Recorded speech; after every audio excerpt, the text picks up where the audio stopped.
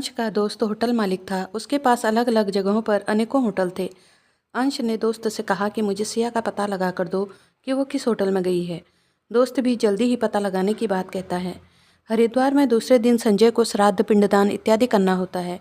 बारिश तेज होती है तो सिया कहती है, बच्चे बहुत छोटे हैं, नदी किनारे जाने का रिस्क नहीं ले सकते। संजय निकलने लगता है तो बच्चे भी साथ में जाने की जिद करते हैं। सिया कहती है, हम जाके अंकल को जहाँ पर काम है वहाँ छोड़कर वापस आ जाएंगे।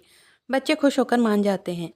रूम में आकर बच्चे खाना खाकर खेलते हैं और बारिश और तेज होने लगती है। दोपहर के बाद तक संजय रूम में नहीं आता है तो सिया को चिंता होने लगती है। शाम को सिया बच्चों को समझाकर संजय को ढूंढने निकलती है, पर संजय उसे कहीं नहीं मिलता और वापस कमरे में आ जाती है। अब तो बच्चे भी परेशान होने लगते हैं। सिया रात को बच्चों को डिनर कराती है और समझाती है कि परेशान मत हो, अंकल जल्दी ही आ जाएंगे। बच्चे सो जाते हैं। सिया को चिंता के साथ साथ घबराहट भी होने लगती है। सिया मैनेजर को सारी बात बताती है और बच्चों का ध्यान रखना कहकर फिर से संजय को ढूंढने निकलती है। तभी देखती है कि गंगा की सीढ़ियों में संजय बैठा कुछ सोच रहा है। सिया को देखते ही संजय उठ खड़ा होता है और सिया रोने लगती है। संजय कहता है, सॉरी डॉक्टर सिया, आज मुझे बेटी और पत्नी की बहुत ज़्यादा याद आ रही थी, इसीलिए यहीं पर आकर पुरानी बातों को याद कर रहा था।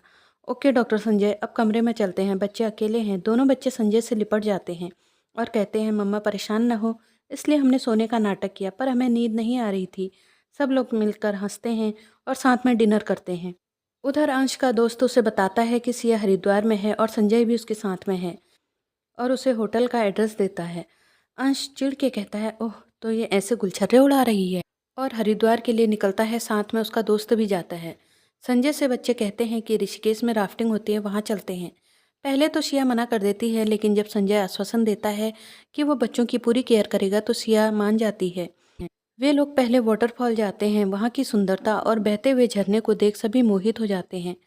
बच्चे थोड़ी देर के लिए पानी में जाने की जिद करते हैं तो लाइफ जैकेट पहनकर सिया जाने की परमिशन दे देती है। देव और काव्या जैकेट पहनकर एक दूसरे को देखते हैं और खूब हंसते हुए पानी में उतर जाते हैं। सिया बच्चों को देखकर खुश होती है। तभी देव झरने की तरफ बढ़ता है और बहाव ज़्यादा होने से गहराई की ओर जाने लगता है। काव्या भी उसके पीछे पीछे जाती है। सिया घबराते हुए चीखती है। तभी देखती है कि संजय ने दोनों को खींच लिया है और तीनों किनारे को आ जाते हैं।